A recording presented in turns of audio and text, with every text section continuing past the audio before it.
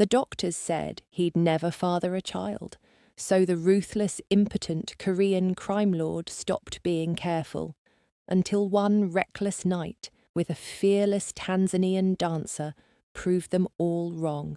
Now she's carrying the impossible baby that's turned them both into targets, locked in his bulletproof penthouse while his enemies circle like sharks.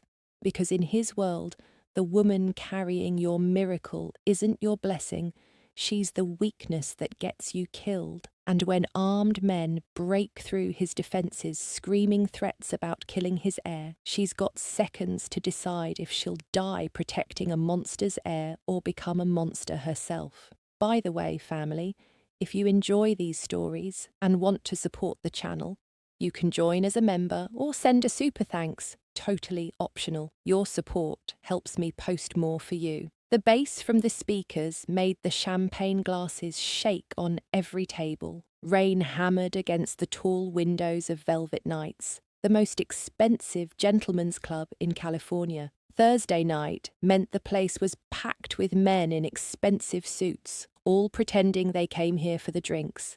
Kang Dae-jung walked through the front door like he owned the place. In a way, he did. He owned half the businesses on this street, though most people didn't know it. His black suit was perfectly pressed, his dark hair was slicked back. His face showed nothing, no smile, no frown, just cold and empty like always. He wasn't here for entertainment. He was here for business. Some idiot owed him money and wanted to meet here instead of Dae-jung's office. Fine. He would collect his payment, then leave. But then the lights dimmed. Red and purple colours washed across the stage. Music started playing, something with drums that made your heart beat faster. And she walked out. Dae-jung stopped moving. He actually stopped walking right in the middle of the club and just stared. She was beautiful. Not the quiet, delicate kind of beautiful. She was bold beautiful, powerful beautiful. Her skin was smooth and dark like rich chocolate. Her body had curves that made his mouth go dry. She wore something sparkly and tiny that caught the lights. Her hair was natural and wild around her face. But what really got him was the way she moved. She didn't dance like she was nervous or trying too hard. She danced like the stage belonged to her, like every person watching should feel lucky to see her. Her hips rolled slowly, her body bent and curved like water. She was fearless. Then she looked right at him. Their eyes met across the smoky room, brown eyes locked with dark brown eyes. Everything else disappeared. The music kept playing, but Dae-jung couldn't hear it anymore. People kept moving, but he only saw her. She smiled, not a shy smile, a knowing smile, like she could see right through his expensive suit and cold face to something underneath. Dae-jung felt his heart kick hard in his chest. That never happened. He was 34 years old. He had seen everything, done everything. Nothing surprised him, nothing moved him. But this woman on stage made him feel like a stupid teenager again. He forgot about his business meeting. He walked to a table close to the stage and sat down. His eyes never left her. She kept dancing, but now she was dancing for him. He knew it. She knew it. Her movements got slower, more deliberate. She ran her hands down her body, and he imagined his hands doing the same thing. She dropped low to the floor, and he wondered what those strong legs would feel like wrapped around him. This was crazy. Dae-jung didn't do things like this. He didn't get distracted by women. He had learned years ago that feelings made you weak, and weakness got you killed in his world. But he couldn't look away. When her performance ended, men threw money on the stage. She collected it with that same confident smile, then walked off into the back. Dae-jung felt something like panic. She was leaving. He might never see her again. He caught the eye of the club manager, a nervous little man who knew exactly who Dae-jung was. The manager rushed over, practically tripping. "Mr. Kang, what can I do for you?" "The dancer who just performed. I want a private conversation with her." The manager's eyes went wide. You mean Zuri? Sir, she doesn't usually do private rooms. Dae-jung pulled out a stack of cash from his jacket. He didn't even count it. Tell her I'm not asking for anything except conversation. 1 hour. This should cover it. The manager looked at the money. There was enough there to cover a week of private dances.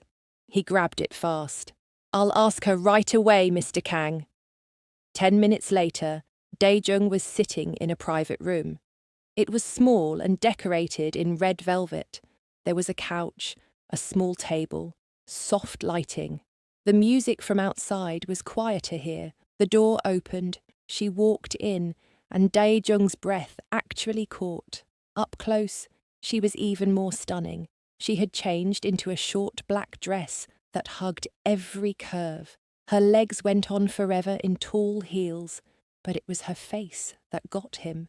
High cheekbones, full lips, eyes that sparkled with intelligence and mischief.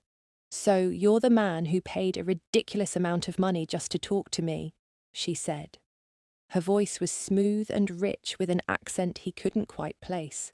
African, definitely, but from where? I am. She sat down on the couch, crossing those incredible legs. Most men who pay that much want more than conversation. I'm not most men. I can see that. She studied him with those sharp eyes. You're Korean. I am.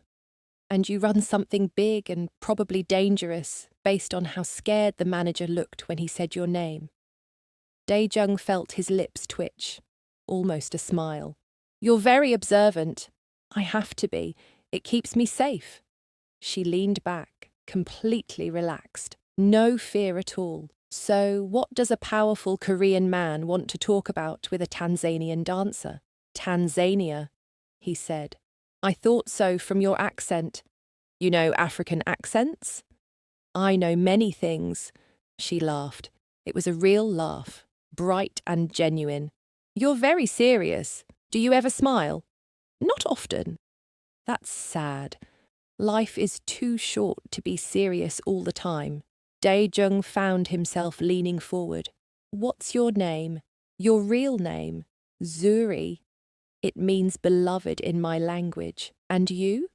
Kang Dae-jung. That's a mouthful. Can I call you Dae? No one called him Dae. No one shortened his name or spoke to him casually. But hearing it from her lips made something warm spread through his chest. You can call me whatever you want. She smiled wider. Dangerous answer, Dae. They started talking. Really talking. Not the fake conversation you have with strangers. Real conversation. She told him about growing up in Tanzania, about how she came to America 3 years ago with big dreams, about how dancing made her feel free and powerful, about wanting to open her own dance studio someday, teaching young girls that their bodies were strong and beautiful.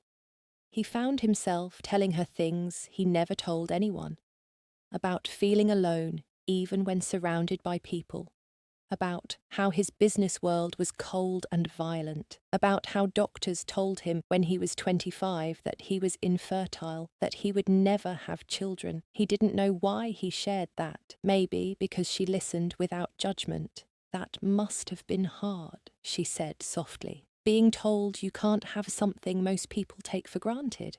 I learned to accept it. I stopped being careful about protection. What was the point? She reached out and touched his hand, just a simple touch, her fingers on his. But it felt like electricity shooting up his arm. I'm sorry that happened to you. Dae-jung looked at their hands. Hers was smaller, softer, a beautiful dark brown against his lighter skin. He turned his hand over and laced his fingers through hers. She didn't pull away. You're not afraid of me, he said. It wasn't a question. Should I be? Everyone else is. I'm not everyone else. She squeezed his hand. Besides, I see past the scary exterior. You're not as cold as you pretend to be. Something cracked inside his chest, some wall he had built years ago.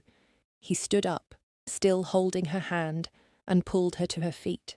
She came willingly, standing so close he could smell her perfume, something sweet and spicy. "I want to kiss you," he said. "Tell me no if you don't want this." She looked up at him. "I don't want to tell you no."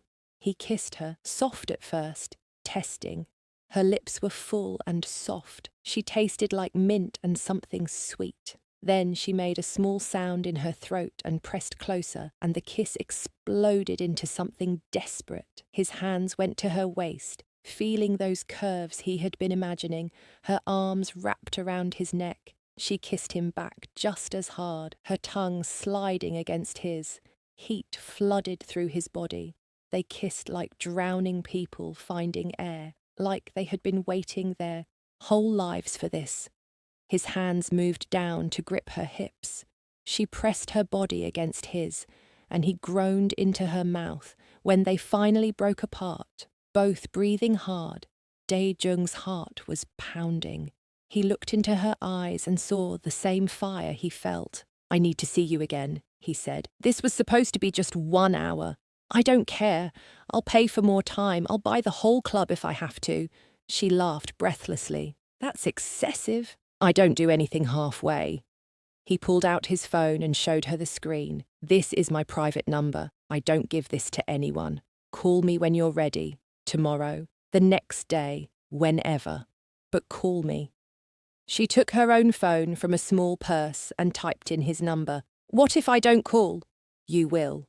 Confident. No. Hopeful. He kissed her again, slower this time, but just as deep. "Call me, Zuri." When he finally left the private room an hour later, his business meeting completely forgotten, Dae-jung felt different. Lighter somehow, like something frozen inside him had started to melt. He didn't know that this one night would change everything, that the woman with the confident smile and fearless eyes would give him something he thought was impossible. He just knew he needed to see her again. His phone rang 3 days later. Unknown number. He answered it anyway. "Dae!" That voice.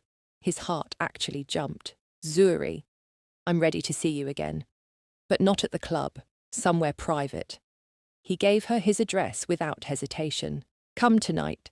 I'll send a car for you. I can get there myself. I'm not helpless." He smiled. Actually smiled. "I never thought you were. Come at 8. I'll be there." She hung up. Dae-jung stood in his office, phone in hand, smiling like an idiot. His second in command walked in and froze. "Boss, are you okay? You're smiling." "Get out." "Yes, sir." But Dae-jung kept smiling. Tonight. She was coming tonight, and he had a feeling his carefully controlled life was about to get turned completely upside down. He was right. Zuri stood outside the tall glass building in downtown California, staring up at the penthouse floor. Her heart was beating fast. She had changed her mind 3 times about coming here tonight. This was crazy. She barely knew this man. He was clearly dangerous. Everything about this screamed bad idea. But she remembered that kiss, the way his hands felt on her waist, the way he looked at her like she was the most important thing in the world. She wanted to feel that again. She walked into the lobby. The doorman took one look at her and smiled. "Miss Zuri, Mr. Kang is expecting you. Top floor, penthouse suite. The elevator is ready for you." Of course he had already told them her name. Of course he had everything prepared. The man was thorough. The elevator ride felt like forever. Her stomach flipped with nerves and excitement. When the doors opened, she stepped directly into his penthouse. No hallway, no other apartments. The elevator opened right into his home, and what a home! Floor-to-ceiling windows showed the entire California skyline, lit up at night. The furniture was modern and expensive looking. Everything was clean and organised, black, white, and grey colours everywhere. It looked like a magazine photo, almost too perfect to be real. Dae-jung stood by the windows, wearing dark pants and a white shirt with the sleeves rolled up. No tie, no jacket, more relaxed than she had seen him before. When he turned and saw her, his eyes went dark with heat. "You came." "I said I would." Zuri walked further inside, her heels clicking on the marble floor. She had worn a red dress tonight, fitted and showing off her curves. The way his eyes travelled down her body told her he noticed. "Are you hungry? I had dinner prepared. Maybe later." She walked right up to him, close enough to smell his cologne, something clean and masculine. "I didn't come here for food." His jaw tightened. "What did you come here for?" "I think you know." The air between them crackled with tension. She could see him fighting for control, trying to be a gentleman. But she didn't want a gentleman right now. She wanted the heat she had felt in that private room. She reached up and touched his face. His skin was warm under her fingers. "You can touch me, Day. I want you to." Something snapped in him. His control broke. He grabbed her waist and pulled her against him, kissing her hard. She kissed him back just as desperately, her hands sliding up his chest to his shoulders. This kiss was different from the first one, hungrier, more demanding. His hands moved down to grip her hips, then lower to cup her bottom through the dress. She gasped into his mouth and pressed closer. "Bedroom?" he said against her lips. "Yes." He picked her up like she weighed nothing. She wrapped her legs around his waist and kept kissing him as he carried her through the penthouse. She got glimpses of hallways and doors, but didn't care about any of it. All she cared about was the feeling of his strong arms holding her, his mouth on hers. His bedroom was huge, with a massive bed covered in dark sheets. He set her down on her feet next to the bed. For a moment, they just looked at each other, breathing hard. "Tell me you want this," he said. "I need to hear you say it. I want this. I want you." He reached around and slowly unzipped her dress. The red fabric pooled at her feet. She stood there in just her black lace underwear and heels, letting him look. His eyes were so dark they were almost black. "You're perfect," he breathed. "Your turn." She unbuttoned his shirt, taking her time with each button. When she pushed it off his shoulders, she sucked in a breath. His body was incredible, muscled but lean, smooth skin, and scars. Several scars across his chest and sides, evidence of the dangerous life he lived. She traced one scar with her finger. "Does it hurt?" "Not anymore."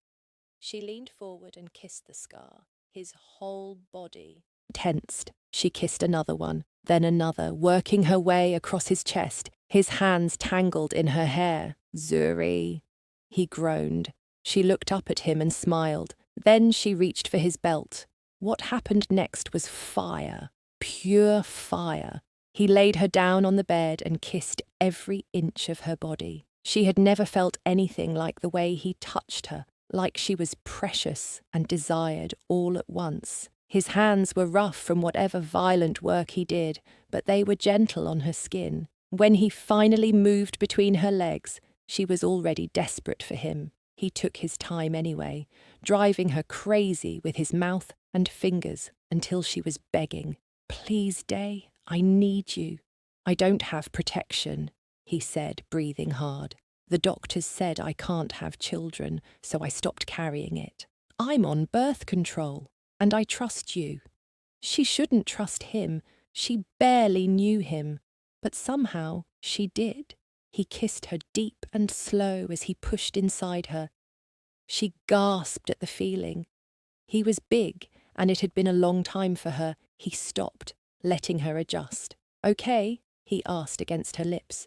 "More than okay. Don't stop." He started moving, slow at first, then faster, harder. She wrapped her legs around him and met every thrust. The sounds they made filled the room, skin on skin, heavy breathing, her moans, his groans. It was rough and passionate and perfect. He knew exactly how to touch her, where to kiss her, how to move to make her see stars. When she finally climaxed, crying out his name, he followed right after. burying his face in her neck. They lay tangled together afterward, sweaty and breathless. Zuri felt like her whole body was buzzing. That was incredible. She had been with men before, but never like that. Never so intense and connected. "Stay," Dae-jung said, his hand stroking her back. "Stay the night." "Okay." They fell asleep, wrapped around each other. When Zuri woke up in the morning, sunlight was streaming through the windows. Dae-jung was already awake, propped up on one elbow, watching her. "That's creepy," she said, smiling. "You're beautiful when you sleep. You're sweet when you think I can't hear you." He smiled, that rare, amazing smile. "Hungry now?" "Starving." He made breakfast. Actually cooked it himself, which surprised her. Eggs and rice and some Korean dishes she didn't recognize. They ate at his kitchen island, talking and laughing. It felt natural, easy. "Tell me about your dance studio dream," he said. So she did. She told him about wanting a safe place for young girls to learn dance and build confidence, about teaching them that their bodies were powerful, not just something for other people to look at, about creating a community. "How much would it cost to start?" he asked. "Why?" "Just curious." She told him the number she had been saving toward. His face didn't change at all. That amount of money probably meant nothing to him. "Don't," she said firmly. "Don't what?" "Don't offer to give me money. I can see you thinking about it. I want to do this myself." He looked at her for a long moment. "You're very independent." "I have to be. I came to this country with nothing. Everything I have, I earned. I respect that." He reached across and took her hand. "But if you ever need help, you can ask me." "I'll remember that." They spent the whole day together, talking, laughing, making love again in the afternoon, slower this time, taking their time to explore each other. By the time evening came, Zuri knew she was in trouble. This wasn't just physical attraction anymore. She was starting to actually like him. "I should go," she said reluctantly. "I have work tomorrow night." His face darkened. "I don't like thinking about you dancing for other men." "It's my job, Day." "I know. I'm not trying to control you. I just don't like it." She kissed him. "Too bad. My body, my choice." He growled and pulled her closer. "When can I see you again?" "Next week? Same time?" "That's too long." She laughed. "You're spoiled." "Yes, by you." They settled into a pattern after that. Every week, sometimes twice a week, she would come to his penthouse. They would have dinner, talk for hours, then end up in his bed. The physical connection between them was explosive. Every time was somehow better than the last, but it wasn't just about the physical stuff. Zuri found herself opening up to him in ways she never had with anyone. She told him about her family back in Tanzania, about her younger sister who wanted to be a doctor, about missing home but loving the freedom of America. He told her about growing up in Korea, about his father who had started the family business, about coming to America at 20 and building his own empire. He didn't give details about exactly what he did, but she understood it was dangerous and probably illegal. She probably should have been scared. Instead, she felt safe with him. 2 months passed like a dream, the best 2 months of her life. She found herself thinking about him constantly, missing him when they were apart, counting down the days until she could see him again. Then, one morning, she woke up feeling sick, really sick. She barely made it to the bathroom before throwing up. This kept happening for 3 days straight, always in the morning. Her body felt different, tired. Her breasts were sore. No, it couldn't be. She bought a pregnancy test on the way home from work, sat in her tiny apartment bathroom, hands shaking, waiting for the results. 2 pink lines. Positive, pregnant. Zuri stared at the test in shock. This wasn't possible. She was on birth control. She took it every day at the same time. How did this happen? but she knew how. Birth control wasn't perfect. Nothing was 100%. And she and Daejung had been together a lot over the past 2 months. Very physical, very active. Of course this could happen. Oh no. Daejung. He had told her he was infertile. The doctors had told him he could never have children. What would he think when she told him? Would he believe her? Would he think she was trying to trap him?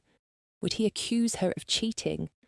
Her hands were shaking so hard she dropped the test. She picked it up and looked at it again. Still positive and still pregnant. She needed to tell him.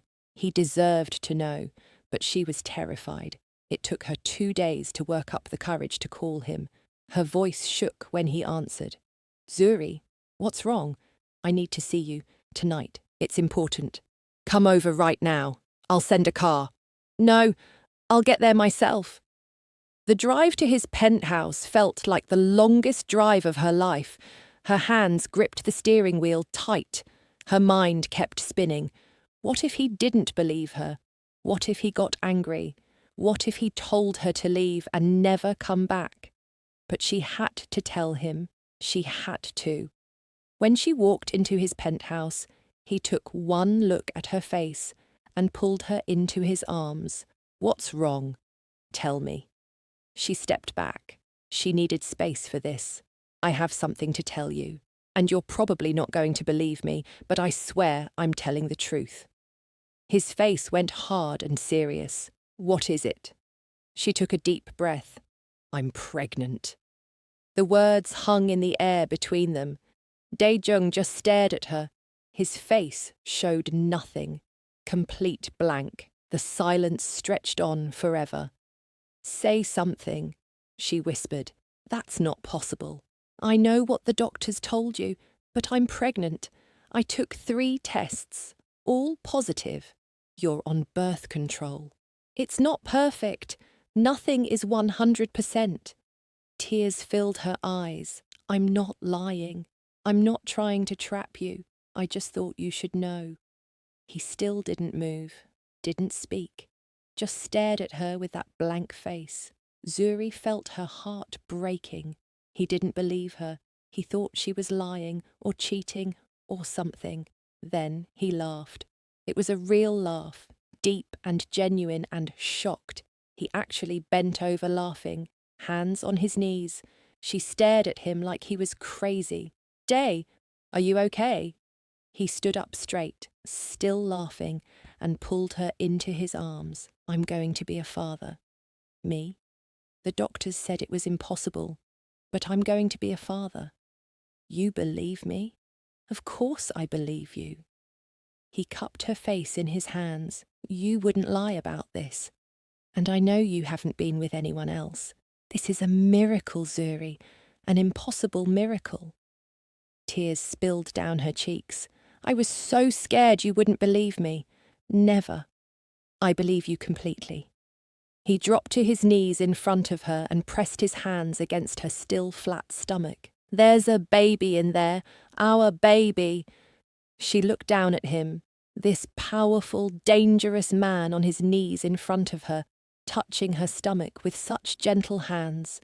Something shifted in her chest. This was real. They were having a baby together. What do we do now? She whispered. He stood up and kissed her, soft and sweet and full of promise. Now we figure it out together. But tonight, I just want to hold you. He carried her to bed, not for passion this time, just to hold her. They lay facing each other, his hand on her stomach, talking about the future, about the baby, about everything changing. My world is dangerous, he said quietly. Having a child makes you vulnerable, makes me vulnerable. My enemies would love to hurt me through you and the baby. I know. I need to make a choice. Push you away to keep you safe, or keep you close and protect you with everything I have. She looked into his eyes. What do you want to do? He was quiet for a long moment. Then he pulled her closer and kissed her forehead. I want to keep you. Both of you. I'll protect you. No one will hurt my family. My family. He had called them his family. They made love that night different from all the other times, slower, deeper, like they were making a promise to each other. His hands were gentle on her body, worshipping her like something precious. When she climaxed, tears ran down her face. I've got you, he whispered against her skin. I've got you both. Later, as she lay in his arms, his hand resting on her stomach where their baby was growing, Zuri felt something she hadn't felt in a long time. Hope, real hope for a future she hadn't dared to dream about. But she didn't know yet how dangerous that hope would be, how many threats were waiting in the shadows, how much would change in the months to come. She just knew that tonight, in this moment, she felt safe and loved and happy, and for now, that was enough. 3 weeks after telling Dae-jung about the pregnancy, Zuri moved the last of her boxes into his penthouse.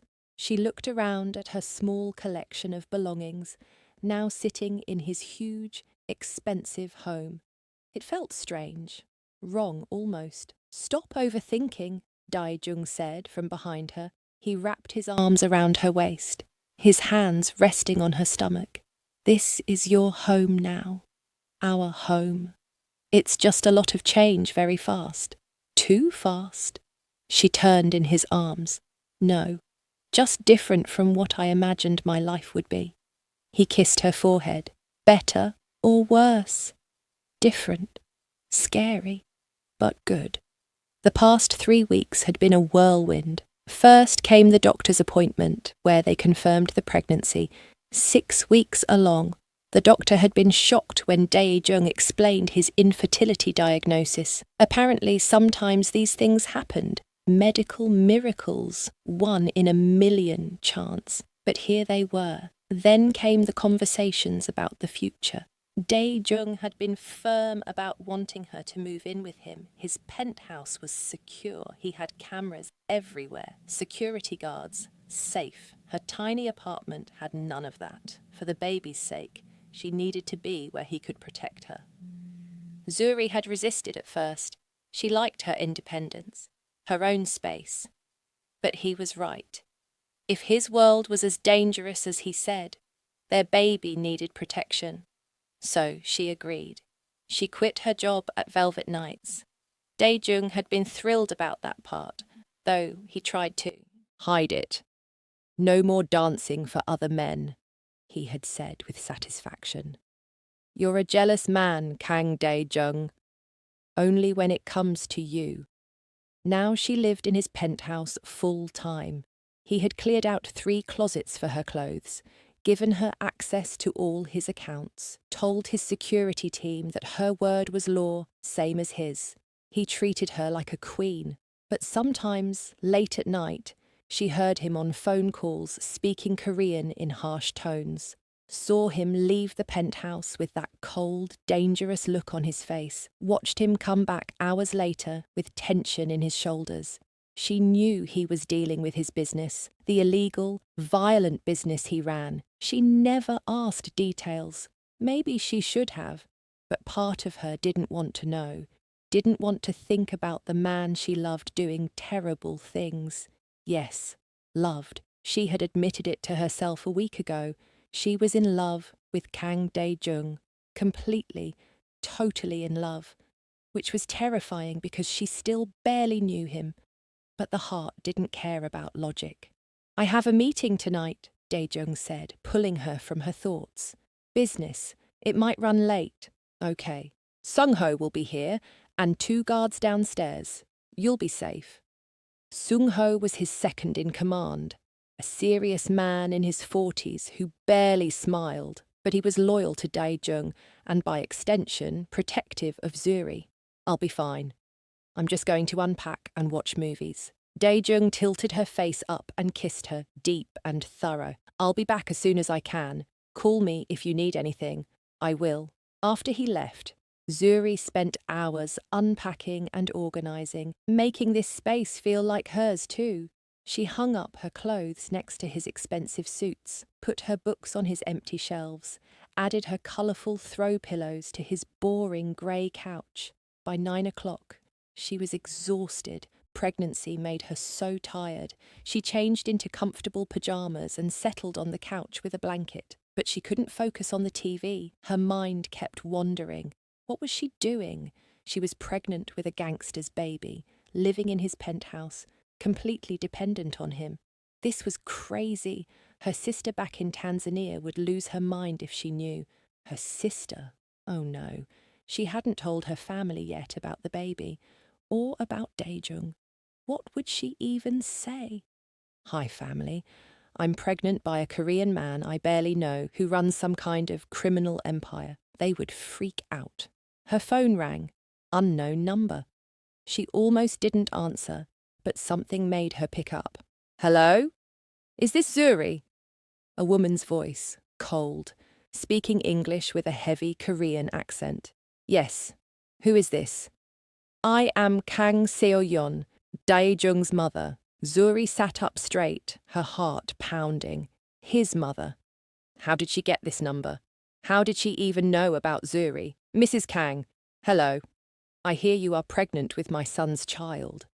Straight to the point then. Yes, I am. This is a problem. Zuri felt anger flash through her. Why is it a problem?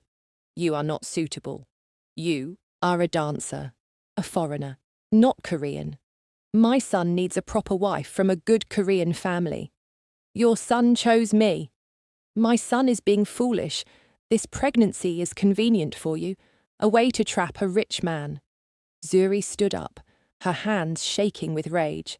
I didn't trap anyone. This baby was not planned, and I don't need your son's money. I have my own money. Money from dancing half naked for men. How respectable. I'm done with this conversation. Wait. I am coming to California. We will meet. I will pay you whatever amount you want to disappear from my son's life. I'm not disappearing, and I'm not taking your money. Goodbye, Mrs. Kang. She hung up before the woman could say anything else. Her hands were shaking, anger and hurt mixed together in her chest. Daejung's mother thought she was a gold digger, thought she had trapped him, thought she wasn't good enough. Maybe she was right. Maybe Zuri wasn't good enough for him. She was just a dancer from Tanzania. He was rich and powerful and came from a whole different world. No, she stopped that thought. She was good enough. She was strong and smart and capable. She loved Daejung and he loved her. That was all that mattered. Did he love her? He had never said the words. Neither had she. They had talked about the baby, about living together, about the future, but not about love. When Daejung came home 3 hours later, Zuri was still sitting on the couch, thinking. He took one look at her face and knew something was wrong. What happened? She told him about the phone call, watched his face get darker and darker as she spoke. By the end, his jaw was clenched tight with anger. She had no right to call you, no right to say those things. Is she wrong, though? I am just a dancer. You come from wealth and power. Maybe I'm not suitable. He crossed the room fast and pulled her to her feet. Don't ever say that. You are perfect. You are everything. But your mother... My mother is traditional and controlling and stuck in old ways. She doesn't get to decide my life. I do. He cupped her face in his hands. You are the mother of my child, the woman I want by my side. Nothing else matters. She said she's coming to California. She wants to meet me and offer me money to disappear. Daejung's laugh was harsh. She can try. You're not going anywhere. He kissed her then, hard and possessive, claiming her. She kissed him back just as fiercely, pouring all her fear and anger and love into it. They made love right there on the couch, fast and desperate, like they needed to prove to each other that they were real, that this was real. His hands were everywhere, touching her, reminding her that she belonged to him, and he belonged to her. Afterward, they lay tangled together, breathing hard. His hand rested on her stomach where their baby was growing.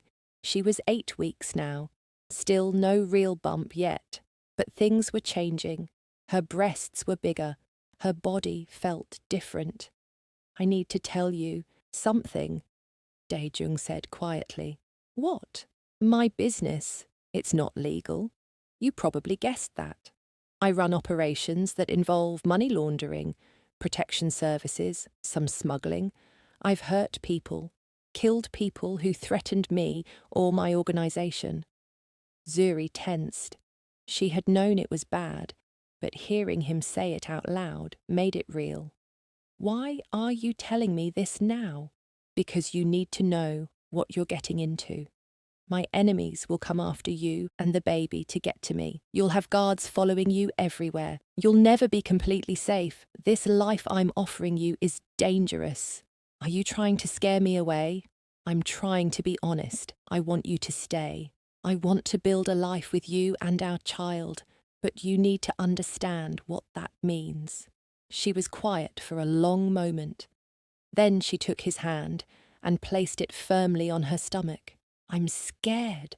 I'd be stupid not to be. But I'm not leaving. We're in this together." He pulled her closer, burying his face in her hair. "I'll protect you, both of you.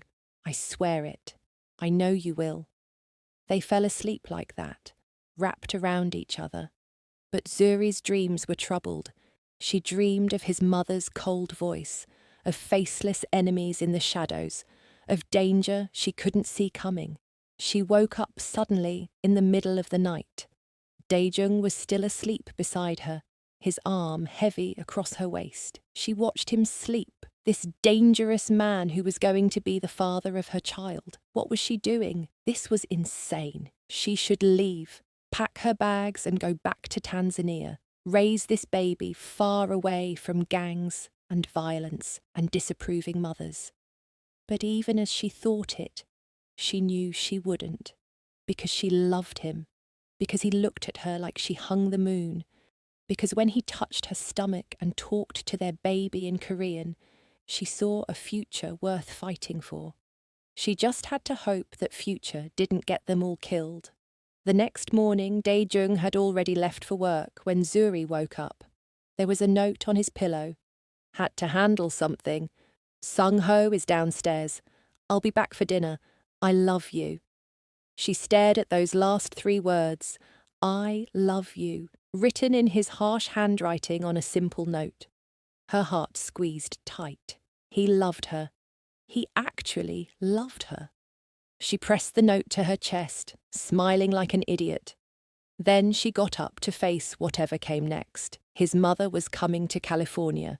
There would be threats and danger and complications, but they would face it together, because love wasn't enough. But love plus commitment plus determination to fight for each other? That might just be enough to survive anything. She hoped. Zuri stood in front of the mirror, smoothing down her dress for the 10th time. Today she was meeting Daejung's mother in person. 2 weeks had passed since that phone call, and Mrs. Kang had arrived in California yesterday. The meeting was happening in 1 hour at the Penthouse. "You look beautiful," Daejung said from the doorway. He came up behind her and wrapped his arms around her waist. His hands spread across her stomach, which was just starting to show a small bump. 10 weeks pregnant now. I look terrified. "She's just a woman. Don't let her intimidate you. She's your mother. I want her to like me. She will. Eventually." He turned her around to face him. "But even if she doesn't, nothing changes. You're staying. The baby is staying. We're building a life together." "Together," she repeated, touching his face. "I love you." He smiled. That rare, beautiful smile. "I love you too. Now stop worrying." Easy for him to say. He wasn't the one being judged by traditional Korean standards. He wasn't the foreign dancer who got pregnant and trapped the rich son. The doorbell rang. Zuri's heart jumped into her throat. Daejung squeezed her hand. Ready? No, but let's do it anyway. Mrs. Kang Seo-yeon was exactly what Zuri expected. Small and elegant in an expensive designer suit. Her black hair was perfectly styled. Her makeup was flawless. She looked at Zuri with cold eyes that showed nothing. Mother, Daejung said in Korean, bowing slightly. This is Zuri, my mother. Mrs. Kang, Zuri said politely. It's nice to meet you. The older woman's eyes travelled over Zuri slowly, taking in every detail. The natural hair, the curves, the dark skin, the small baby bump. Her expression never changed. Sit, she said in English. We talk.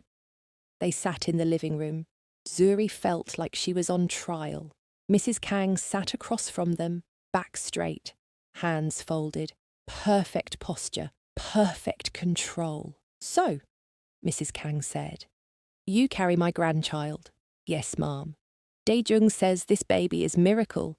Doctors say he cannot have children. That's what they told him. But sometimes doctors are wrong, or sometimes women lie. The words were said calmly, but they cut like knives. Daejung tensed beside her. Mother, that's enough. Mrs. Kang ignored him. Her eyes stayed on Zuri. How do I know baby is his? Zuri felt anger burn through her. She sat up straighter. Because I say so. I have never been with anyone else since I met your son. This is his baby. If you don't believe me, we can do a DNA test after the baby is born. I think we will. Fine. They stared at each other. Zuri refused to look away first. She might be younger, might be from a different culture, might be everything Mrs. Kang didn't want, but she wasn't weak. She wouldn't be pushed around. Mrs. Kang spoke in Korean then, long sentences directed at Daejung. He responded in Korean, his voice getting sharper. They argued back and forth. Zuri sat there feeling helpless and frustrated. Then Mrs. Kang said something that made Daejung stand up abruptly. His face was furious. He spoke in Korean, but Zuri heard her name, heard the anger in his voice. In English, Zuri said firmly, if you're talking about me, speak English so I can understand. Mrs. Kang looked at her with surprise. Then something that might have been respect. I tell my son he should marry proper Korean women, have legitimate children, keep you as mistress if he wants. The words hit like a slap. Zuri felt her eyes burn with tears. She blinked them back. No, she would not cry in front of this woman. I'm not going to be anyone's mistress, and your son isn't going to marry some woman you pick for him. We're together. We're having this baby. Deal with it or don't, but I'm not going anywhere. Mrs. Kang's eyes narrowed. You are bold. I have to be.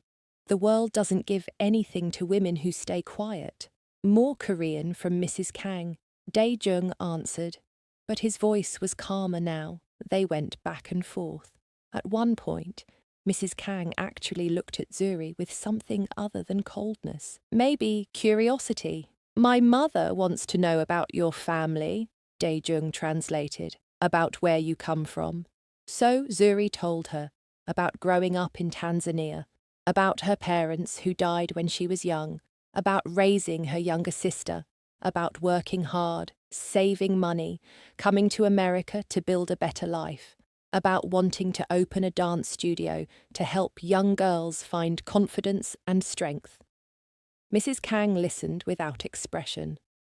When Zuri finished, the older woman was quiet for a long moment. You work hard, she finally said. This is good, but you are not what I want for my son.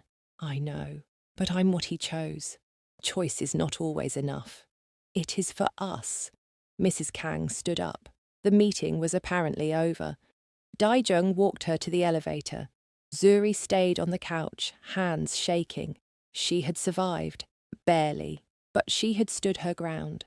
When Daejung came back, he looked tired. He sat beside her and pulled her into his arms. I'm sorry. She shouldn't have said those things. It's okay. She's your mother. She wants what's best for you. You're what's best for me. Zuri pulled back to look at him. She's not going to accept this. Accept us. Then she'll lose her son and grandchild. Her choice. Daejung! No, I've lived my whole life trying to please her, doing what she wants, following the path she set. But this, you, our baby, this is mine, my choice, my life. He touched her stomach gently. I choose you, both of you, always. She kissed him then, soft and sweet and full of love. I choose you too. That night, after his mother had checked into her hotel, they made love slowly. He took his time with her body, worshipping every inch. His hands were gentle on her growing belly, careful of the baby inside. When he pushed inside her, they both groaned.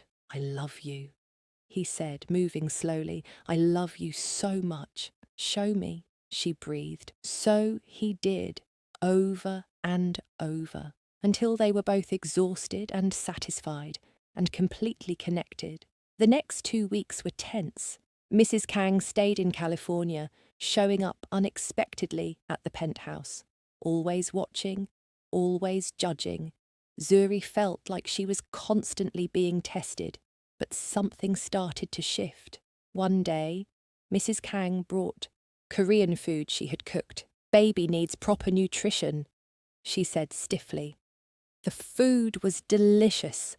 Another day, she brought baby clothes, traditional Korean outfits in tiny sizes. For my grandchild, she said, not quite meeting Zuri's eyes. Small gestures, tiny cracks in the ice. Zuri accepted each one gracefully. Then came the day that changed everything. Zuri was 12 weeks pregnant. They had a doctor's appointment for an ultrasound. Daejung had invited his mother to come along. Zuri wasn't sure it was a good idea, but he insisted. They sat in the dim ultrasound room. The technician spread cold gel on Zuri's small bump. The screen flickered to life, and there was the baby, a tiny little bean shape with a flickering heartbeat. Everything looks healthy, the technician said. Strong heartbeat, good size for 12 weeks. Zuri watched Daejung stare at the screen with wonder on his face. His hand gripped hers tight. She glanced at Mrs. Kang. The older woman's eyes were fixed on the screen, and there were tears running down her face. Silent tears. She didn't make a sound, but she was crying, looking at her grandchild on the screen and crying.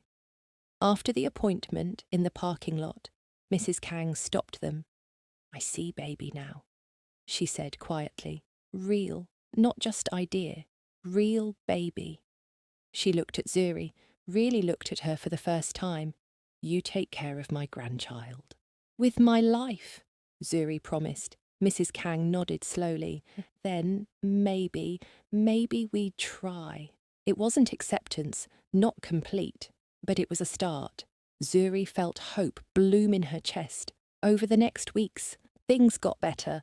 Mrs. Kang started calling with advice instead of criticism. She took Zuri shopping for maternity clothes, insisting on paying for everything. She taught her how to make Korean dishes that were good for pregnancy. You are stubborn, girl, Mrs. Kang said one day while they cooked together. Like me when I was young. Is that a compliment? Maybe. The older woman almost smiled. Daejung needs stubborn woman. He is too stubborn himself. Zuri laughed. It felt good to laugh with her. Meanwhile, her relationship with Daejung grew deeper. They talked about everything now. The future, names for the baby, where they would raise their child. He was slowly stepping back from the most dangerous parts of his business, trying to build something legitimate. I want to be around to watch our child grow up, he said one night, his hand on her growing belly. She was 4 months along now, starting to really show. I want to be a father our baby can be proud of. You will be. Their physical relationship intensified as her pregnancy progressed. He couldn't get enough of her changing body. He loved her curves getting fuller, her breasts getting bigger, her belly growing round with his child. "You're so beautiful like this," he said, kissing down her neck while his hands roamed her body. "So perfect. I feel huge. You feel perfect." He made love to her carefully now, always, aware of the baby, but it was still passionate, still intense, maybe even more so because of the care he took. Each touch was deliberate, each kiss was purposeful. One night, 5 months pregnant, she woke up to find him talking to her belly in Korean. Soft words in his own language, his hand gentle on her skin. "What are you saying?" she asked sleepily. He looked up, not embarrassed at being caught. "I'm telling our baby about you, about how strong and beautiful you are, about how lucky we are to have you." Her eyes filled with tears. Pregnancy hormones made her cry at everything lately. "I love you so much." "I love you too, both of you." He kissed her belly, then moved up to kiss her mouth. "Forever, forever," she agreed. The next morning, Daejung's crew came to the penthouse for a meeting. Zuri knew most of them by now. Sung Ho, his second. Chang Min, who handled finances. Tai Yang, in charge of security. They were all tough men who did terrible things. But they respected her because Daejung did. She walked through the living room where they were gathered, heading to the kitchen for water. Her belly was obvious now at 5 months. She wore one of Daejung's t-shirts that stretched over her bump. The men all bowed slightly as she passed. "Mrs. Kang," they said respectfully. She wasn't Mrs. Kang.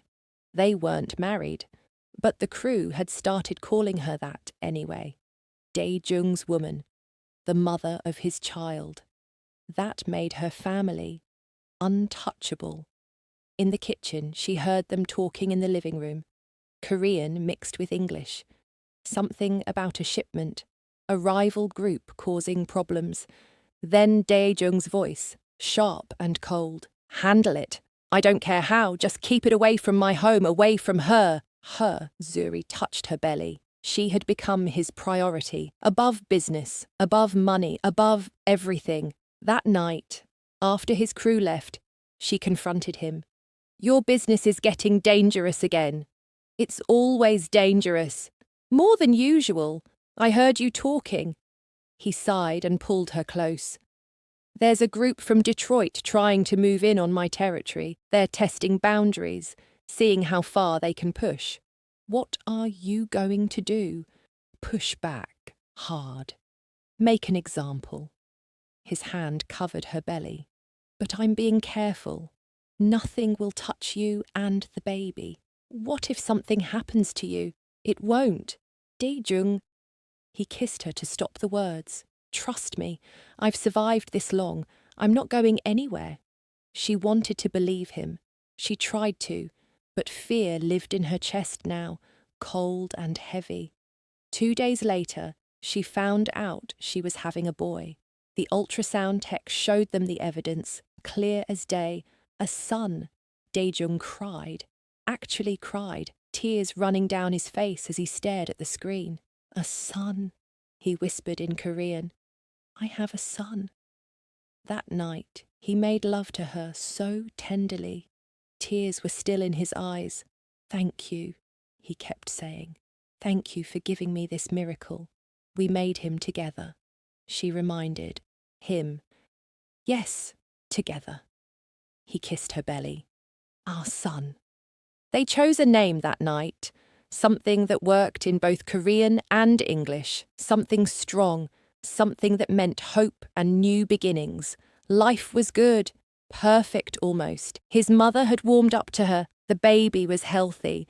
Daejung was working on leaving his dangerous business. They were building a real future together. Zuri should have known it was too good to last. She should have known that happiness this bright attracted attention. That powerful men with pregnant girlfriends made perfect targets. That danger was always waiting in the shadows. But she was too happy to see it coming, too in love to worry. too focused on the growing life inside her to notice the threats gathering outside. The storm was coming, and when it hit, nothing would ever be the same. Zuri's sister Zola arrived from Tanzania on a Tuesday afternoon. 6 months pregnant now, Zuri was excited to see family. She hadn't realized how much she missed home until she saw Zola walking through the airport gate. "Sister!"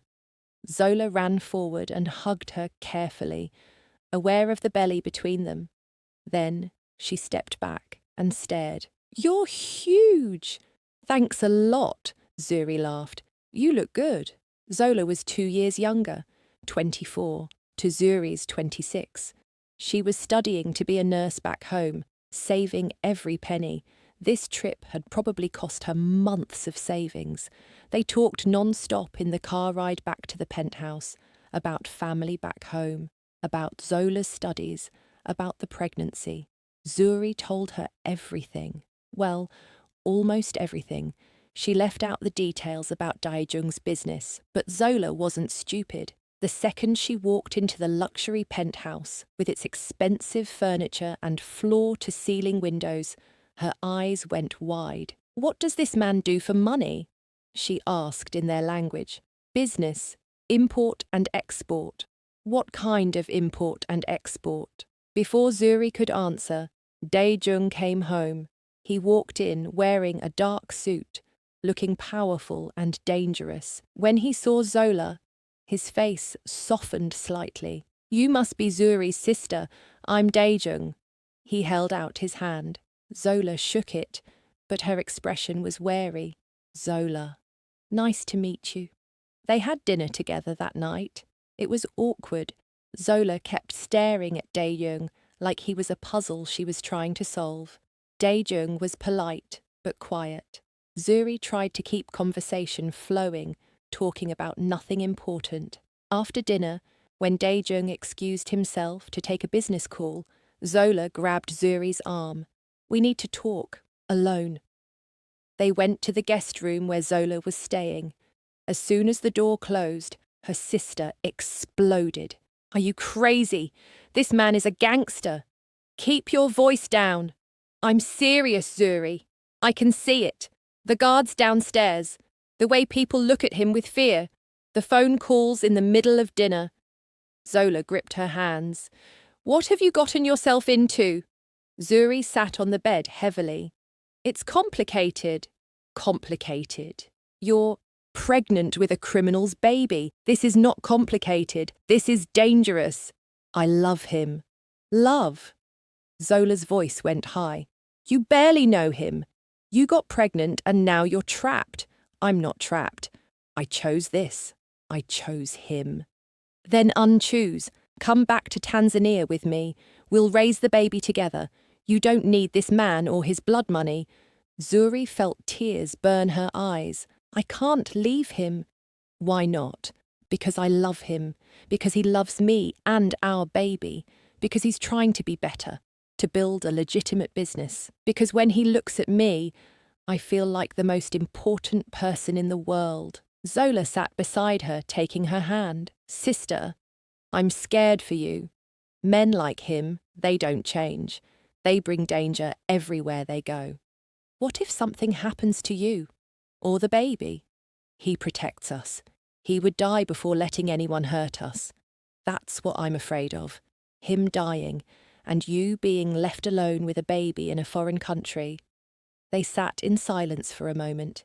Then Zola spoke again, softer. "Does he hit you?" "What? No, never. He's gentle with me, treats me like I'm precious. But he hurts other people." Zuri couldn't deny that. "Yes, he does. And you're okay with that." Was she? Zuri touched her belly where her son kicked. She had asked herself this question 100 times. Could she love a man who did terrible things? Could she raise a child with him? "I don't know if I'm okay with it," she admitted. "But I know I can't leave him. We're connected now. Through this baby. Through everything." Zola shook her head. "I hope you know what you're doing." "Me too." The next few days were tense. Zola stayed in the penthouse, watching everything with critical eyes. She and Daejung were polite to each other, but there was no warmth. Zuri felt stuck in the middle. Then Mrs. Kang came to visit. She had gone back to Korea for a month, but returned to California for the last part of the pregnancy. When she walked into the penthouse and saw Zola, the temperature in the room dropped about 20 degrees. Two women who disapproved of Zuri's choices, meeting for the first time. This was going to be a disaster. "Mother, this is Zuri's sister Zola," Daejung introduced them. "Zola, my mother, Mrs. Kang." They bowed slightly to each other. Mrs. Kang's eyes travelled over Zola, assessing. Zola stared back with equal judgment. "Your sister is pregnant with my grandchild," Mrs. Kang said. "I know. I'm here to make sure she's okay. She is fine. My son takes good care of her. Your son is a criminal." The room went silent. Zuri wanted to disappear. Daejung's face went hard. Mrs. Kang's eyes flashed with anger. "You know nothing about my son," Mrs. Kang said coldly. "I know enough. I know my sister was dancing in a club 6 months ago. Now she's pregnant and living in a penthouse. Very convenient." "Zola!" Zuri stood up, her belly making the movement awkward. "That's enough." "No, it's not enough. Someone needs to say it. You're all pretending this is normal, a nice family situation, but it's not. This is dangerous and wrong and—" "Get out," Daejung said quietly, but his voice was like ice, scary. Zola looked at him. "What?" "Get out of my home. You don't respect Zuri's choices. You don't respect me. You're not welcome here." "Daejung, wait!" Zuri started. "No." He looked at Zola. "Your sister is an adult. She makes her own decisions. If you can't accept that, then leave." Zola's eyes filled with tears. "Zuri, please, come with me. We can leave right now." Zuri looked at her sister, then at Daejung, then at Mrs. Kang, who was watching with calculating eyes, everyone waiting to see what she would choose. Her son kicked inside her belly, strong and healthy, real. "I'm staying," she said quietly. "I'm sorry, Zola, but I love him. I'm building a life with him. You can accept it, or you can go, but I'm staying." Zola's face crumpled. "You're choosing him over family. I'm choosing my own family, the one I'm creating." Tears ran down Zola's face. She grabbed her purse and headed for the door. At the last moment, she turned back. When this all falls apart, when his dangerous life catches up to you, don't say I didn't warn you. Then she left. The door closed behind her with a final sound. Zuri stood there, tears streaming down her face. She had just chosen Daejung over her sister, over her last connection to her old life. Mrs. Kang spoke first. "You did right thing. Family is important, but you must choose your own path." Coming from her, it meant something. Zuri nodded, unable to speak. Daejung pulled her into his arms. She sobbed against his chest, hormones and emotion overwhelming her. He held her tight, one hand on her belly, anchoring her. "I've got you," he murmured. "I've got you both." That night, after Mrs. Kang went back to her hotel, after Zuri had cried herself out, they lay in bed together, her head on his chest, his hand on her stomach, feeling their son move. "Did I do the right thing?" she whispered. "You chose your future. There's nothing wrong with that. She's my sister, my only family. No, we're your family now, me and our son." He tilted her face up to look at him. "I know this is hard. I know I'm asking you to give up a lot, but I promise I will spend every day making sure you never regret it." "I don't regret it. I wish it was easier. Nothing worth having is easy." He kissed her then, soft and sweet. She kissed him back, needing the connection, needing to feel close to him after such a terrible day. The kiss deepened. His hands roamed her body, gentle on her pregnant curves. She tugged at his shirt, wanting skin on skin. He helped her undress, then stripped quickly himself. They made love slowly that night. He was so careful with her, so aware of the baby between them. His touches were worshipful, his kisses were tender. When he entered her, they both sighed with relief. This was right. This connection between them, stronger than anything else. She could feel it in every touch, every kiss, every whispered word. "I love you," he said, moving inside her. "I love you so much. I love you too. Always." They moved together, finding their rhythm. It was different now, with her belly so big. They had to adjust positions, had to be creative, but it worked. It was perfect. When she climaxed, she cried his name. He followed right after, groaning into her neck. They held each other tight, breathing hard. "No matter what happens," he said against her skin, "we're together. You and me, and our son. Nothing breaks that. Nothing," she agreed. She fell asleep in his arms, feeling safe despite everything, despite her sister leaving, despite the danger that surrounded them, despite all the reasons this shouldn't work. She felt safe because he made her feel that way, because he loved her and protected her and chose her every single day, and that had to be enough. Because it was all they had. The next morning, Zuri woke up to find a letter slipped under the door. She picked it up, recognizing Zola's handwriting. The letter was short. Zola apologizing for how she acted, saying she understood Zuri had to make her own choices, saying she loved her and wanted to be part of the baby's life if Zuri would let her, saying she would try to accept Daejung. Zuri cried reading it, relief flooding through her. Her sister hadn't abandoned her completely. There was still hope for their relationship. She called Zola immediately. They talked for an hour, both apologizing, both crying, both agreeing to try harder. "I still don't like him," Zola admitted. "But I love you, and I want to know my nephew. That's all I'm asking." By the time Daejung woke up, Zuri was smiling again. He pulled her back into bed, kissing her temple. "Good news? My sister wants to try. She's going to stay for another week." "Good. Family is important." She turned in his arms to look at him. "Your mother said the same thing yesterday. My mother is warming up to you." "Really? She still barely talks to me. That's how she shows affection. Trust me, if she didn't like you, you would know." Zuri laughed. "Your family is so different from mine, but we're making it work." "Yeah, we are." They spent the morning in bed, talking, laughing, touching. At 7 months pregnant, Zuri felt huge and awkward, but Daejung still looked at her like she was the most beautiful thing he had ever seen. His hands roamed her belly, feeling their son move under his palms. 2 more months, he said with wonder. 2 more months, and he'll be here.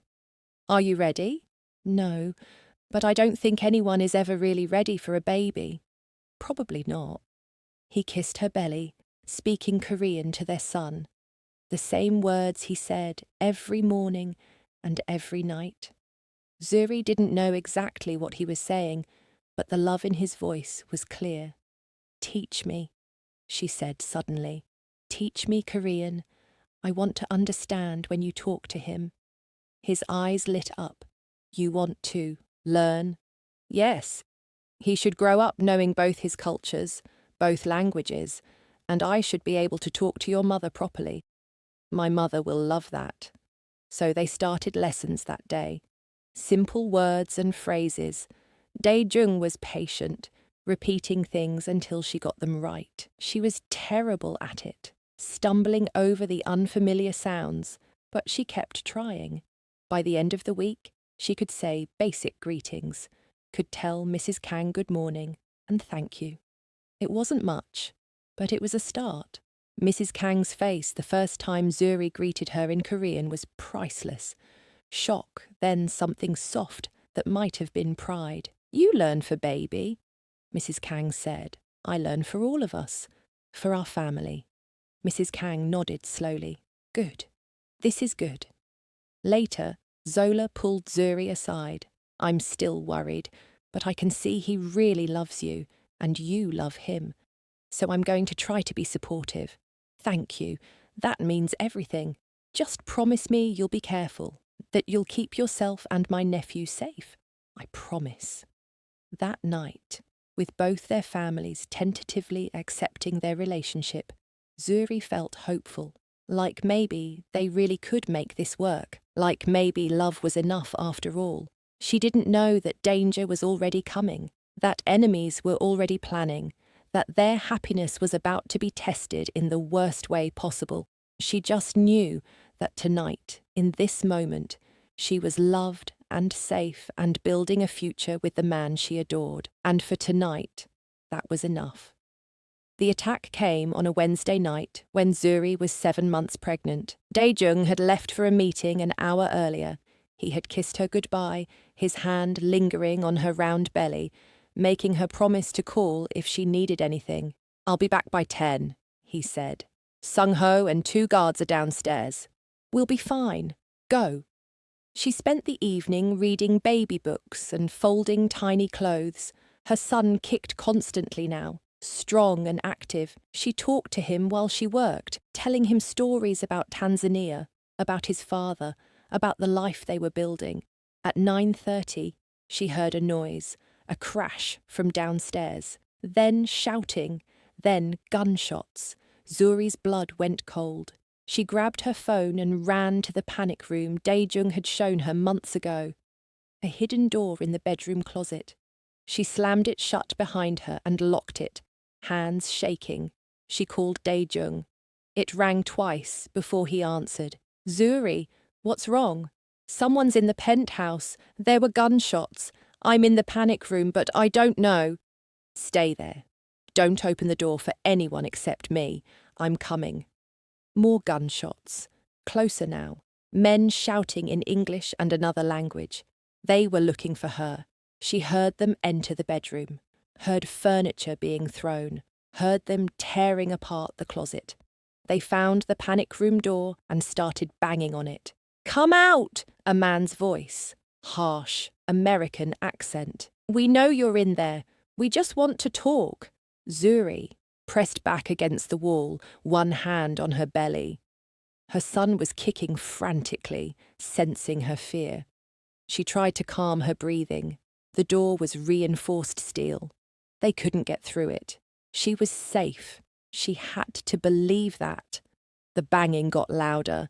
They were using something heavy, trying to break it down. The door shook but held. "Your boyfriend killed my brother," the man shouted. "So I'm going to kill his baby. Eye for an eye." Terror flooded through her. She looked around the small panic room desperately. There was a gun mounted on the wall. Daejung had shown her how to use it months ago, just in case. She grabbed it with shaking hands, checked that it was loaded like he taught her, pointed it at the door. If they got through, she would shoot. She had never hurt anyone in her life, but for her baby, she would kill.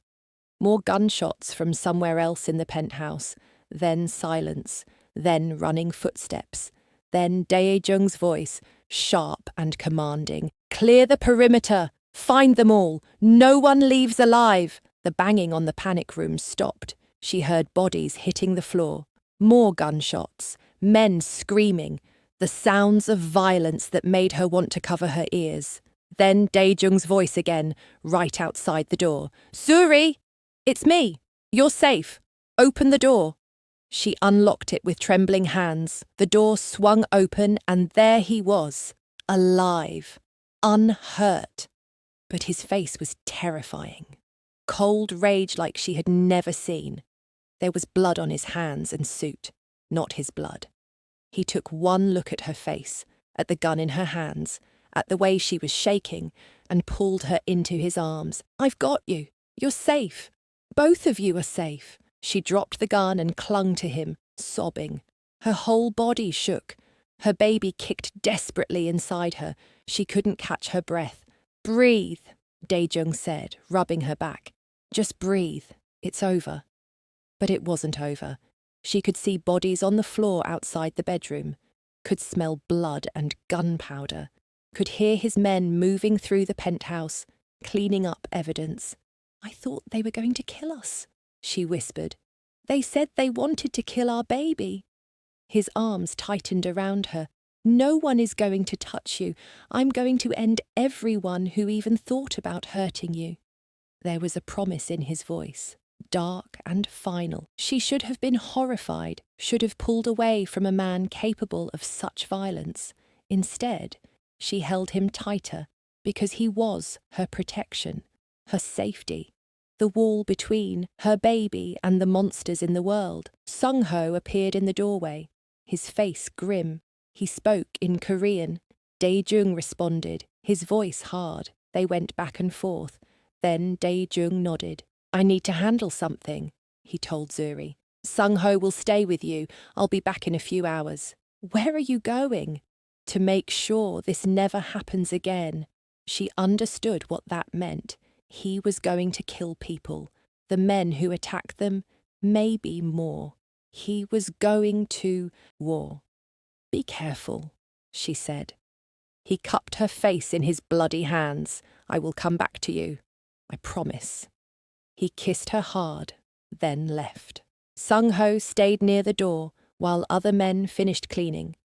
Zuri sat on the bed, hands on her belly, trying to calm her racing heart. Her baby needed her to be calm. Stress was bad for the baby. But how was she supposed to be calm when men had just tried to kill them? Mrs. Kang, Sung-ho said respectfully. The doctor is on his way.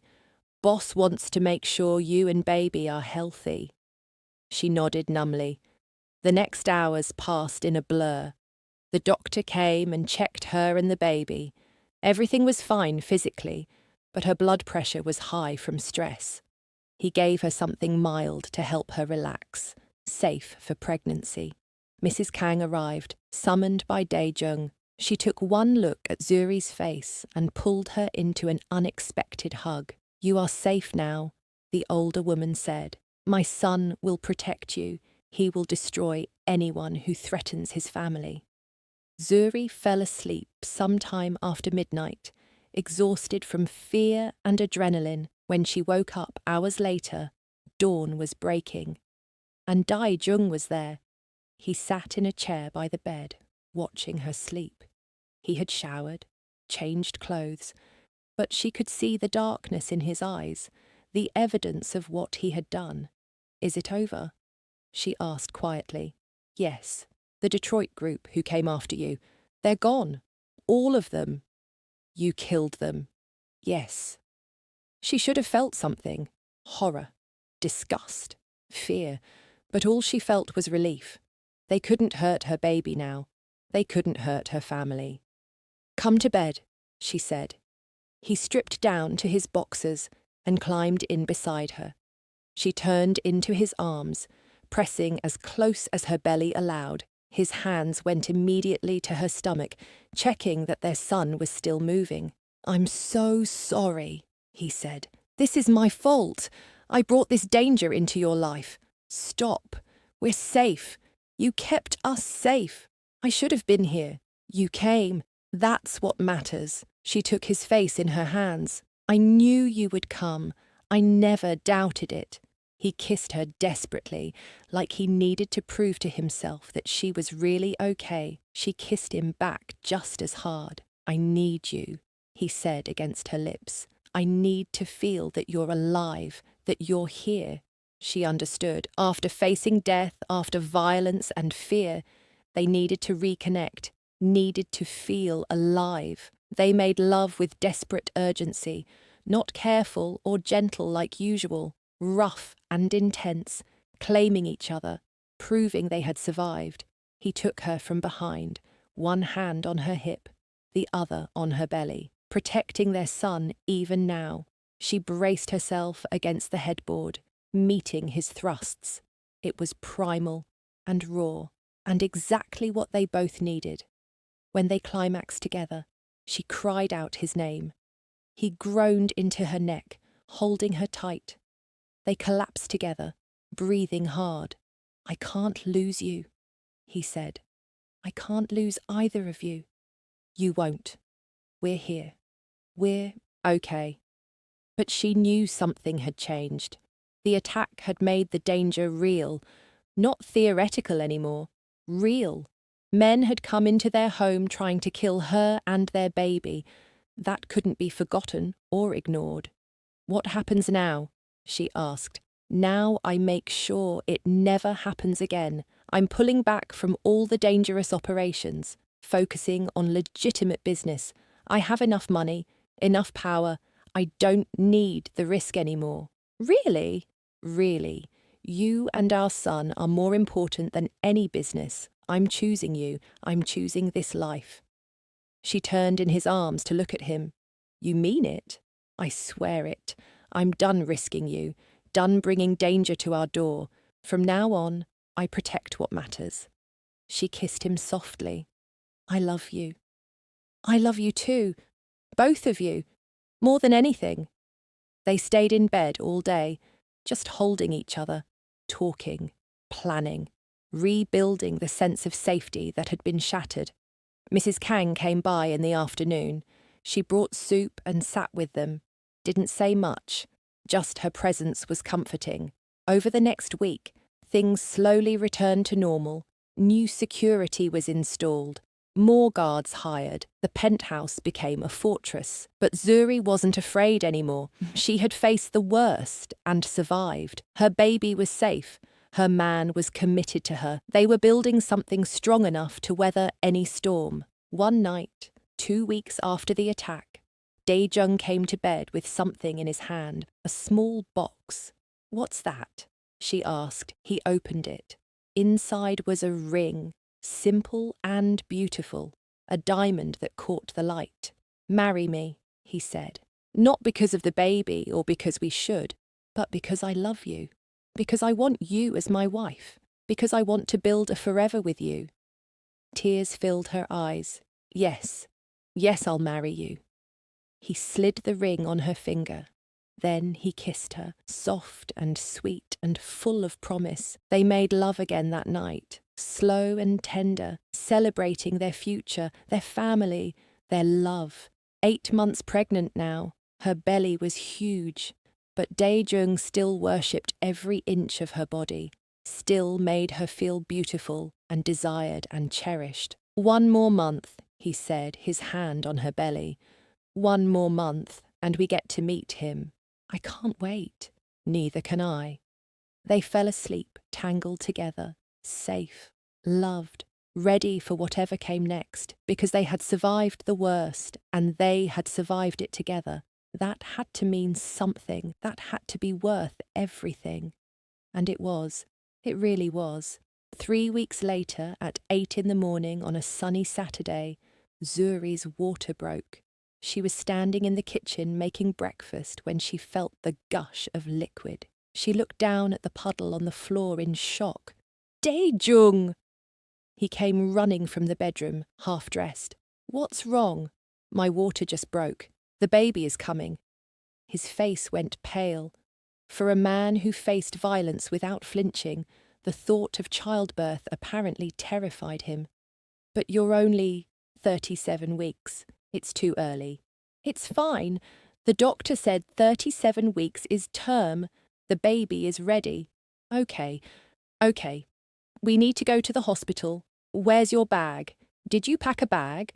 We need your bag." She laughed despite the situation. "The bag is by the door. You packed it 3 weeks ago. Remember?" Right. He ran to get it, then ran back. "Should you sit down? Can you walk? Should I carry you?" "I'm pregnant, not broken. I can walk." She grabbed his arm as a contraction hit. Her whole belly tightened. Pain rippled through her. She breathed through it, like they taught in the birthing class. When it passed, Dae-jung looked even more pale. That looked like it hurt. That's kind of how labor works. Right. Hospital. We need to go to the hospital now. The drive to the hospital was chaos. Daejung drove too fast, ran a red light, nearly hit another car. Zuri gripped the door handle and tried not to panic. Slow down! You're going to kill us before the baby is even born. Sorry.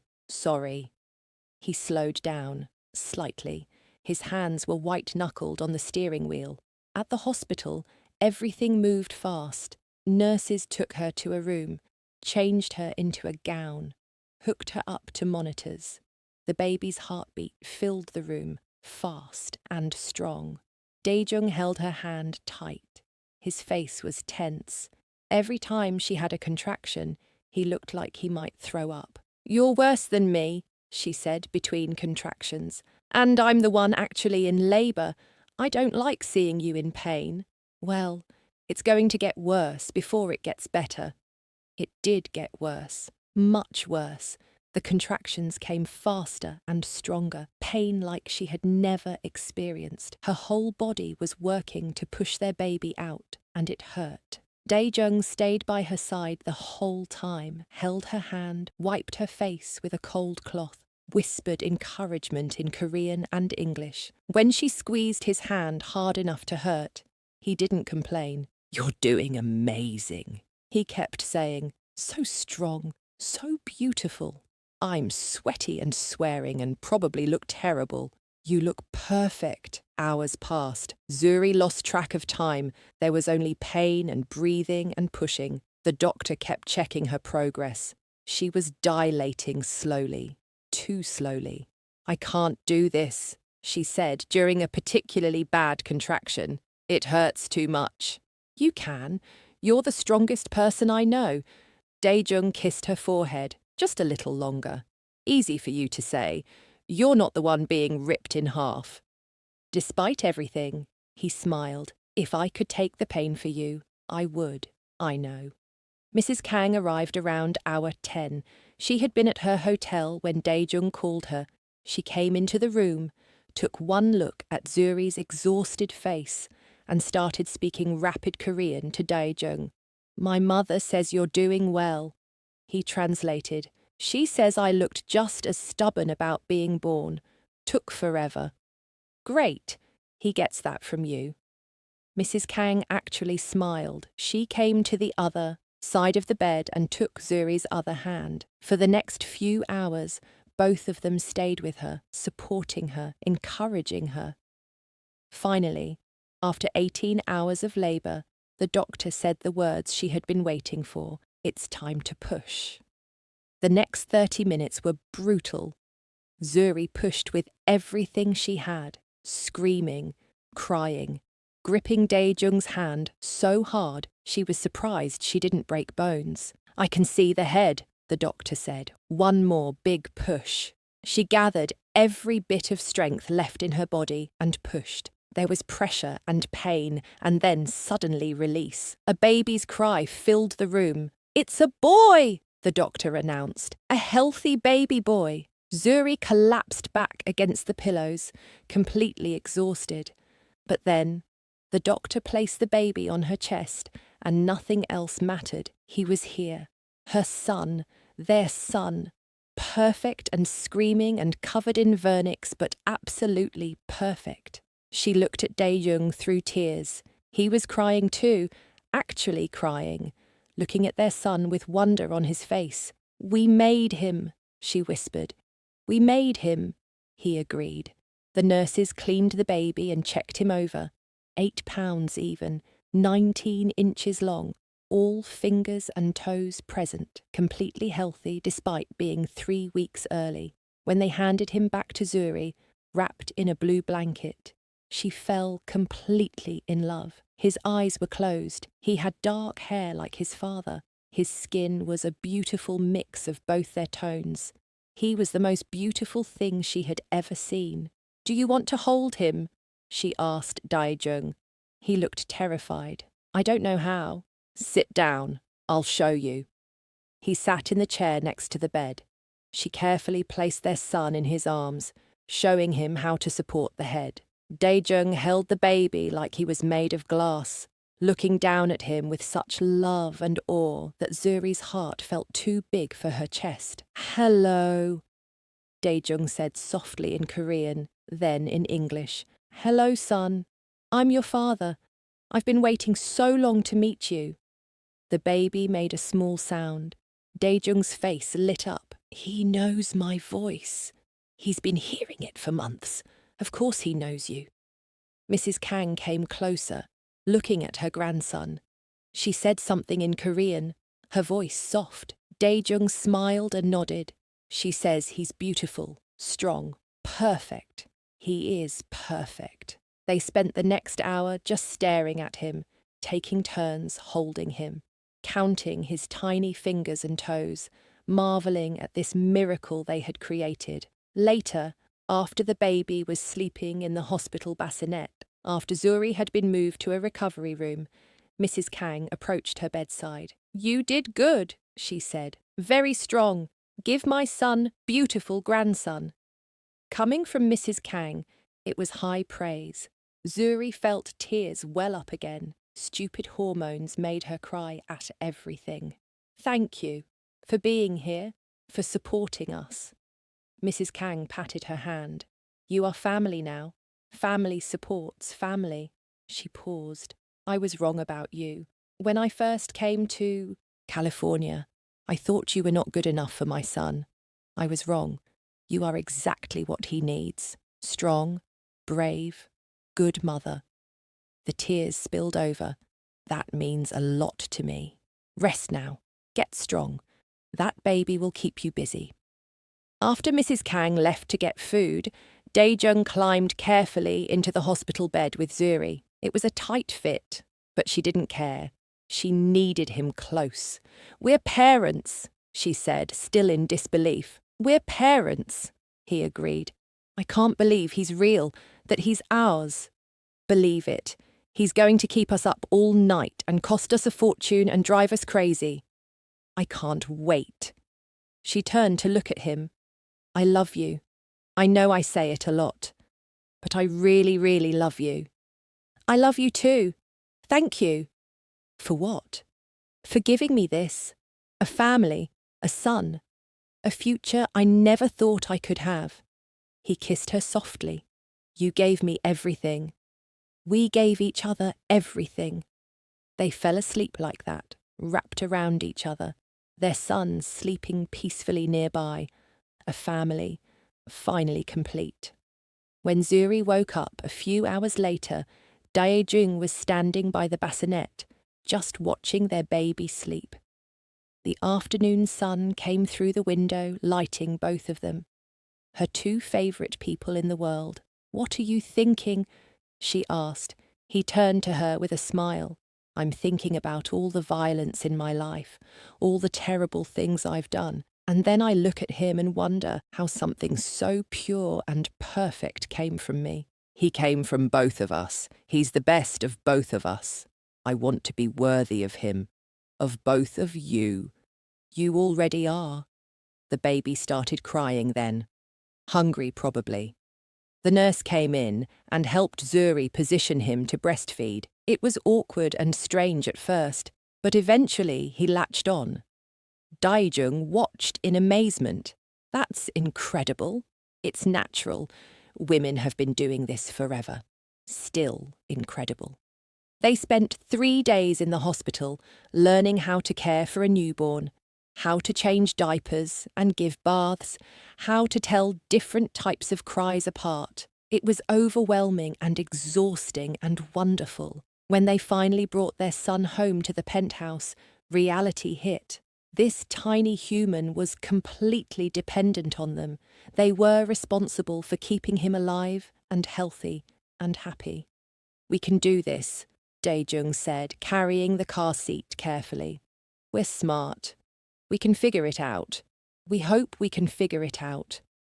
That first night home was chaos. The baby cried constantly. They couldn't figure out what he wanted. By 3 in the morning, both of them were exhausted and close to tears themselves. "Maybe he's hungry again," Zuri said. You just fed him an hour ago. Babies eat a lot. So she fed him again, and it worked. He settled down and fell asleep. They looked at each other and laughed from relief. We're going to make so many mistakes, Daejung said. Probably, but we'll figure it out together. Together, he agreed. Over the next weeks, they settled into a routine, or as much of a routine as you could have with a newborn. There were sleepless nights and endless diapers and moments of complete panic, but there were also moments of pure joy.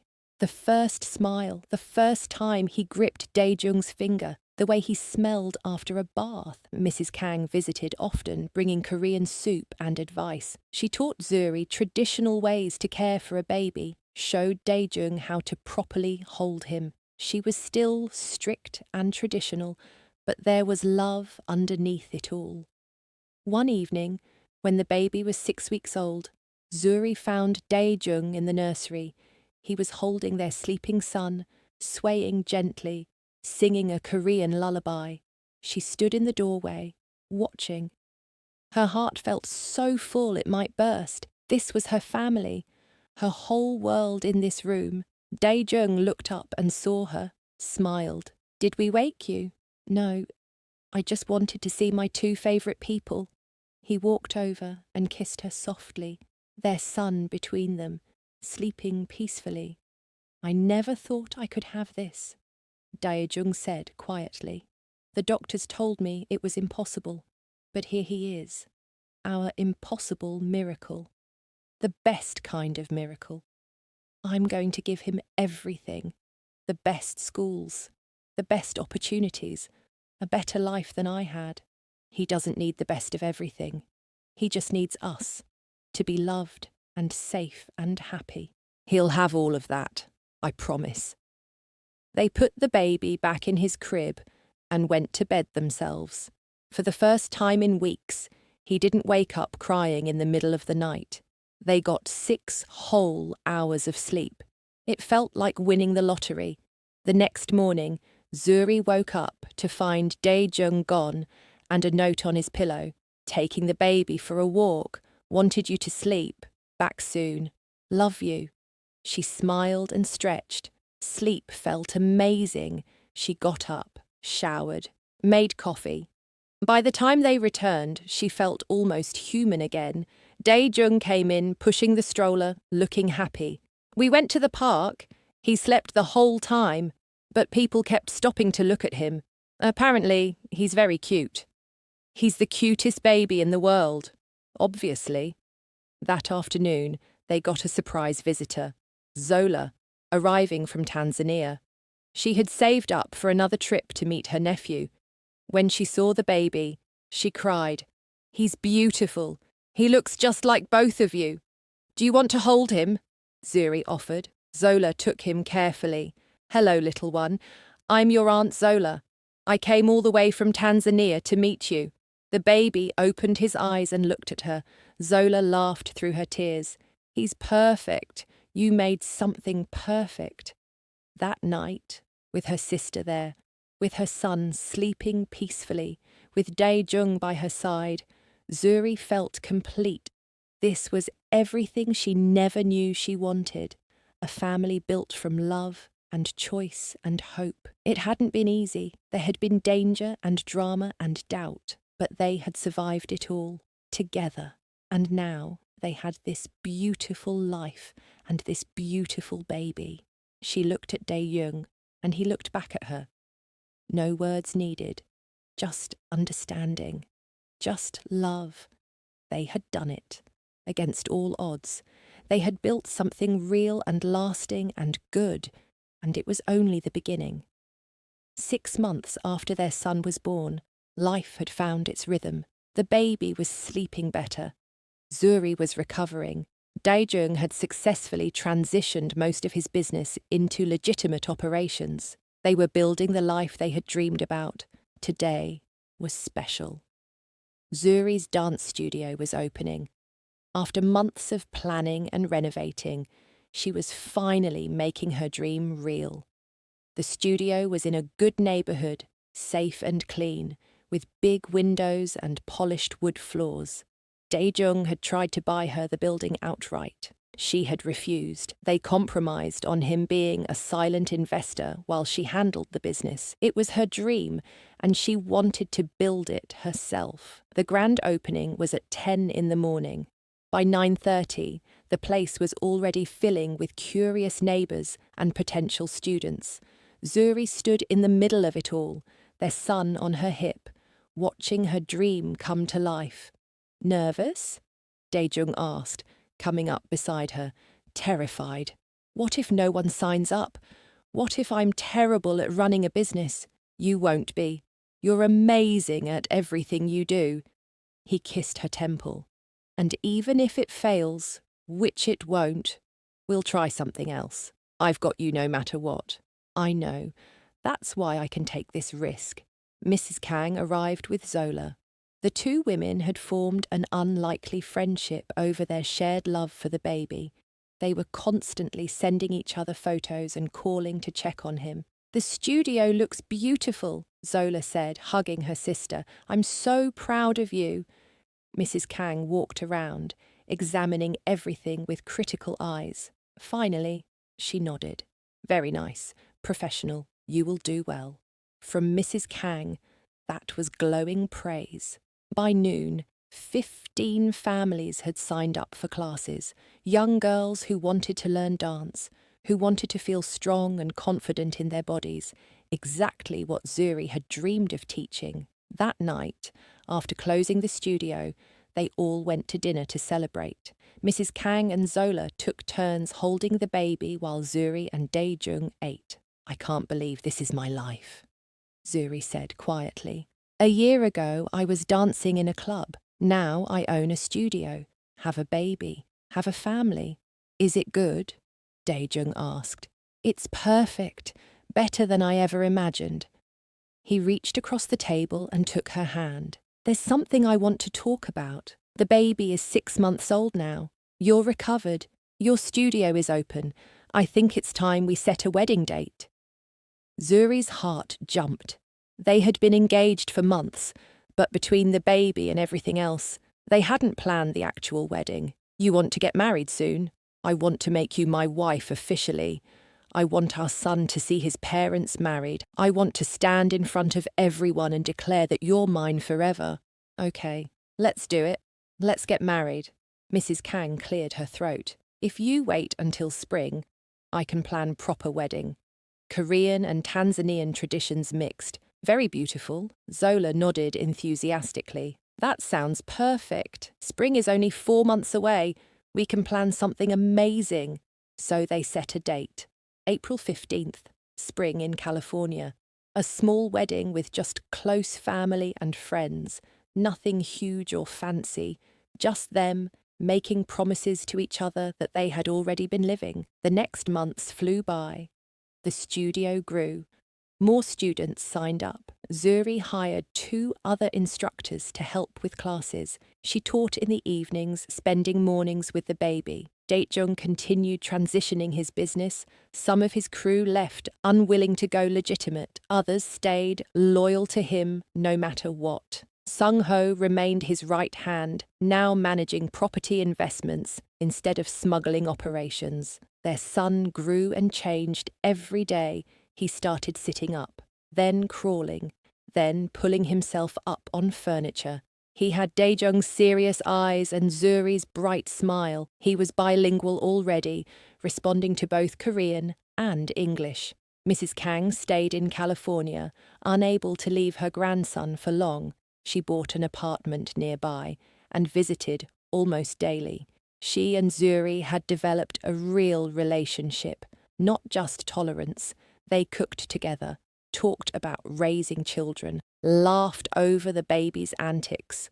Zola visited every few months. She had fallen in love with California and was considering moving there for nursing school. The family was growing, spreading roots, becoming solid. Then came the wedding day, April 15th, warm and sunny. Perfect. The ceremony was in a small garden, decorated with flowers from both Tanzania and Korea, white and pink and purple everywhere. Zuri wore a dress that combined Western style with Tanzanian fabric. Daejung wore a traditional Korean hanbok. They looked like they came from different worlds, which they did, but they were creating their own world together. Their son sat in Mrs. Kang's lap during the ceremony, dressed in a tiny hanbok that matched his father's. He babbled happily, making everyone smile. When Daejung and Zuri stood facing each other, hands clasped, the world seemed to hold its breath.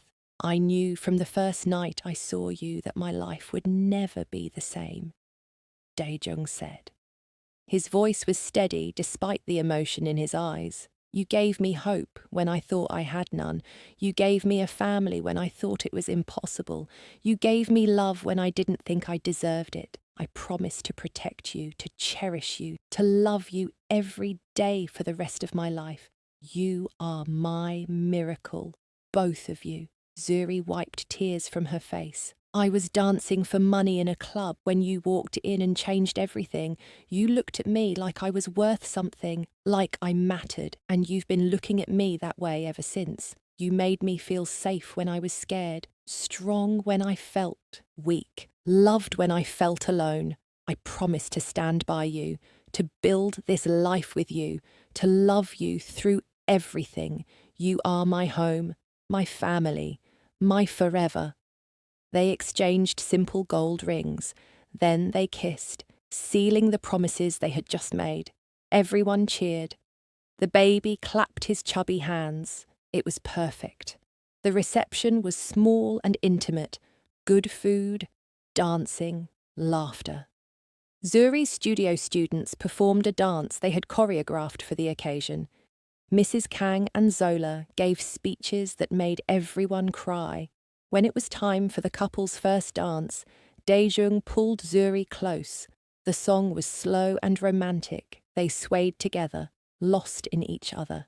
Mrs. Kang, he said with a smile. Finally, officially mine. I was always yours. The marriage certificate is just a formality. An important formality. He kissed her softly. I love you. I will love you until the day I die. And I'll love you beyond that. They danced until their son decided he wanted to join them. Daejung picked him up and the three of them danced together. A family, complete and happy and real.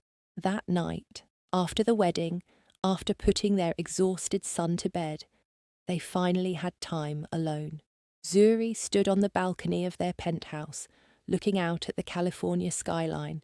Daejung came up behind her, wrapping his arms around her waist. Happy? He asked. Incredibly happy. You? More than I ever thought possible. He turned her around to face him. Thank you. For what? For saying yes that first night. For calling me. For choosing me. For staying when it got hard. For giving me everything I ever wanted. You gave me everything too. He kissed her then, slow and deep, a promise. When they broke apart, both breathing harder, he smiled. Come to bed, wife. Lead the way, husband. They made love that night differently than ever before, not desperate or urgent, not scared or needing to prove anything, just two people who loved each other completely, celebrating their union. He touched her like she was precious. She touched him like he was everything. They moved together with perfect rhythm, years of learning each other's bodies showing in every touch. When they climaxed together, they held each other's eyes, connected completely, body and soul. Afterward, lying tangled together in the dark, Zuri felt peace, deep and real. This was where she belonged. This was home. What are you thinking? Daejung asked, his fingers trailing patterns on her bare back. I'm thinking about that rainy Thursday night when you walked into Velvet Nights. I'm thinking about how one moment changed everything, how we created this impossible life from one night of connection. Best night of my life. Mine too, even though I was terrified. Of me, of how much I wanted you, how fast I was falling. She looked up at him. I fell in love with you that first night. It took me weeks to admit it, but I knew. I knew too. The moment you touched my hand and didn't pull away, the moment you laughed at my serious face, I was done for. They fell asleep, wrapped around each other, at peace, at home. The years that followed were full of joy and challenges. They had 2 more children, another boy and a girl. The studio expanded to 3 locations. Daejung built a successful, legitimate business empire. They bought a house in the suburbs with a yard for the kids to play. But through it all, the connection between them never faded. They still made time for each other. Date nights, stolen moments when the kids were asleep. They still looked at each other across rooms and felt that spark. Their oldest son grew up strong and confident, fluent in 3 languages, talented at both dance and business. Their other children followed, each unique, but all loved equally. Mrs. Kang became a permanent fixture, the grandmother who spoiled her grandchildren and taught them Korean traditions. Zola moved to California and became part of their daily lives, the aunt who took the kids for weekends and taught them about their Tanzanian heritage. It was messy and chaotic and perfect. Everything Zuri and Daejung had built together, a family, a life, a forever. On their 10th wedding anniversary, they returned to the garden where they had married, just the 2 of them, leaving the kids with Mrs. Kang and Zola. 10 years. Zuri said, holding his hand. Can you believe it? Best 10 years of my life. Even the hard parts, especially the hard parts, they made us stronger. He pulled her close. I would do it all again. Every moment, every challenge, just to end up here with you. Me too. I love you, Kang Daejung.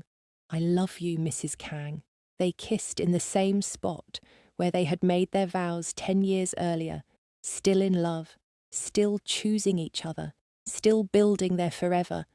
Because some love stories are impossible, some connections shouldn't work, some families are built from chaos and chance, but theirs worked, against all odds, against every expectation, against logic itself. Their love was real, their family was solid, their forever was just beginning, and they had never looked back. If you loved this story of Daejung and Zuri's impossible romance, don't forget to subscribe to our channel for more emotional love stories that will keep you hooked. Hit that like button if you enjoyed their journey from one night to forever, and drop a comment telling us what your favourite moment was. We read every single one, and your support helps us bring you more amazing content.